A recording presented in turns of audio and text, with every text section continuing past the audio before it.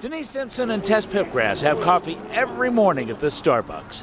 When they heard a report that the Starbucks Pay app was hacked, it made them nervous, especially in light of the growing trend toward a more cashless society. I don't like it. I'd rather go back to cash. What triggered the Starbucks hacking story was a report from an investigative reporter named Bob Sullivan.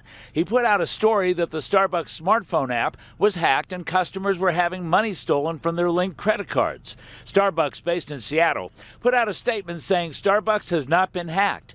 Customer security is incredibly important to us. We have safeguards in place to constantly monitor for fraudulent activity. And like all major retailers, work closely with financial institutions to make sure our customers are protected. At cybersecurity company Symantec, specialist Satnam Narang, who heads up the Norton security team, says the Starbucks problems appear to be with weak user passwords. This is a common issue that we're seeing across the board on a number of different websites. Starbucks isn't exclusively affected just by this problem.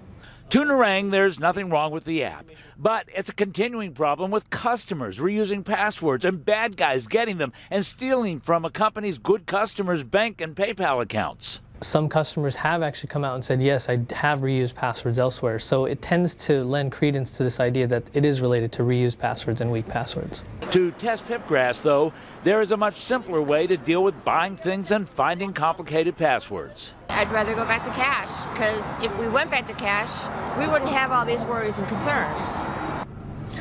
So the takeaway from all of this is very simply, think about those passwords you have. What the folks at Symantec say is make sure they're unique, make sure they're different, and make sure you're not reusing old ones. We're live in Van Nuys. I'm Hal Eisner, Fox 11 News.